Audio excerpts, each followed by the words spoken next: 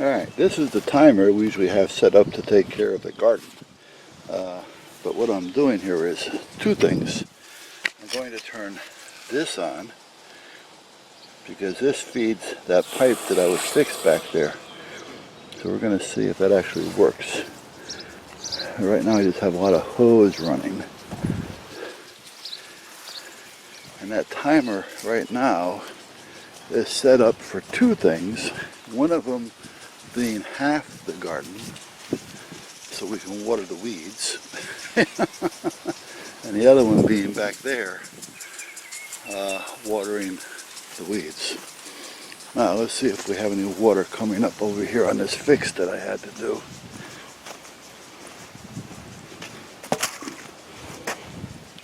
Nope. Oh yeah, it's leaking. See it? So much for G-Flex taking care of plastics. That was plastic to plastic, and they said plastic. So that is going to continue to leak and pop. So I'm going to have to turn that off before I go any further. I'll go check the other thing to make sure that's still watering what I want it to water. The boys fort's starting to grow in again, which is good. I thought I was going to have to start putting more ivy up, more vine and things, but it's starting to grow, as you can see. Normally this whole top is filled by now with green. But apparently it's not going to happen. So, let's turn this one off. That takes care of that leak. Now let's go back out here and see if my temporary fix up. What I did was I put a sprinkler in on a pole back here, temporary, because we have a small retaining wall that we put up using those round cylinders. And then we put a lot of little plants that come out every year, and they're starting to grow and take over. But because this is in the sun constantly, I don't want to get wet. That's the wall. And it's a mess back here right now. But we normally weed all this out. But because these are in the sun constantly and they don't get a whole lot of water, the weeds tend to grow more than the actual plants. So we have to come back here and weed. But I figure, well, let me make sure we water the plants as well. Now the weeds will just thrive on the water, but we got to give the plants a fighting chance. And then we got the bamboo back there, which has not really grown much lately, and that's all weeded. So we have to get down here, and I got to de-weed all this, because eventually this will look like lawn. Because this used to look like this. Yeah.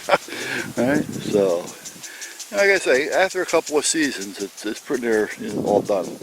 You know, once you get the weeds out and start getting the grass growing in there, it kind of takes care of it. That's another fort for the boys. They can go down inside under here and on the other side. Most of the time they lay up on top of it. Unless it rains and they want to stay outside, then they'll go underneath it and hang out. It all depends on how they feel. But anyway, this is watering that. And so this is working, but this is only temporary. Like I say, I just stuck this up, stuck a pole in the ground, put the sprinkler on it, hooked up the hose. As you can see, it's all temp. So I can water this for a few days. Plus watering it and making the ground a little wet will also help us with pulling the weeds out. So it doesn't bother me to do a little watering of the weeds. So we'll get that done. And I got to fix that hole over there.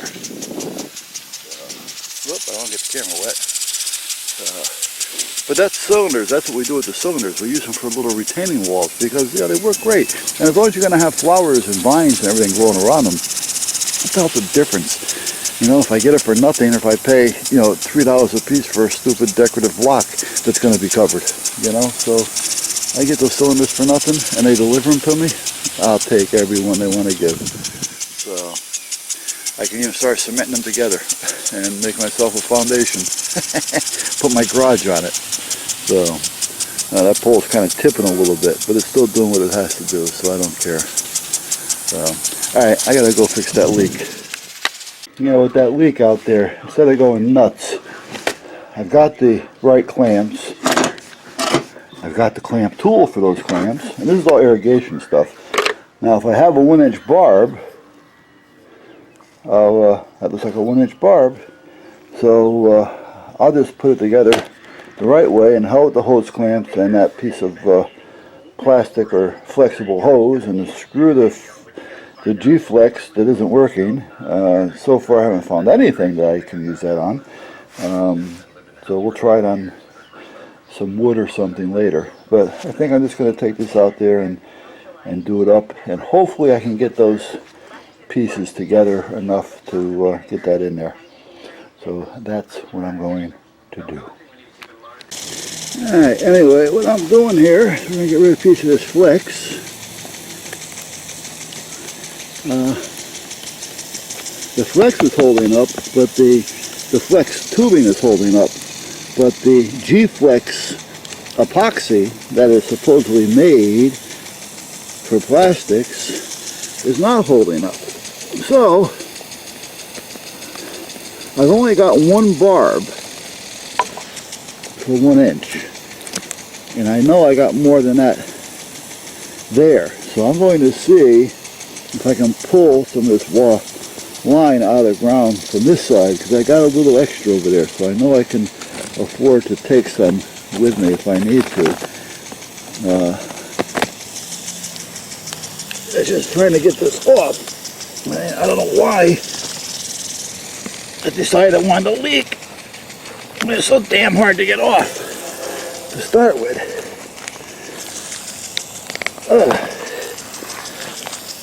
Jeez. Oh, mamma mia.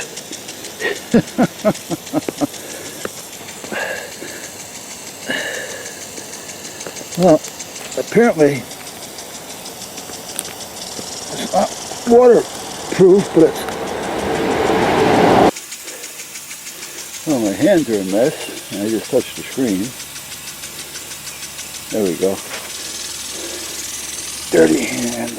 Well, as you can see, we have a little larger opening. When I use that, they actually have to butt against one another. So I'm going to cut off another inch on each side to clean up those ends. And then I think I've got about 7 or 8 inches, maybe a little bit more,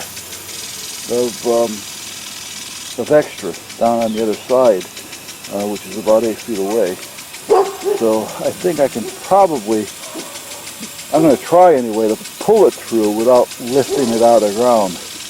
If I have to, I'm going to have to lift up about 8 feet. So, but we'll see what happens. Alright, so what makes life easy? The easiest thing in the world when you're working on anything is having the proper tools for it. I'm telling you. You know, little $7 or $8 piece here, boom, it's made just for what I'm doing. Irrigation pipe. You can do a little bit of PVC with it, but your Schedule 40 will be too heavy. You know. So, and I can't get a good grip on this because I'm holding the camera too, but there we go. Touch right off. So, that takes care of that. So the barb will go in one side, like so, nice and tight. I'll tap it in, and I'll just take one of these clamps, tap this in, put that clamp on it, and that's done. Now, as you can see though, I've got about 6 inches here. So I'm going to try to pull that through. I'm going to put the camera, now I'm going to have to turn it off because I don't want to put it where it's wet. Alright, well, the not so good part was I had to lift some of it out of the ground. However, I got more than enough, so that's not a problem. Let me put this here for a minute. Like I say, sometimes having the right tools is the best part of the whole thing. And being in shape is better yet. Alright, there we go. There. That is done. Now I gotta get the other part on. So I'm gonna shut this down because I gotta move it. I don't want to knock it, and there's no sense you looking at nothing.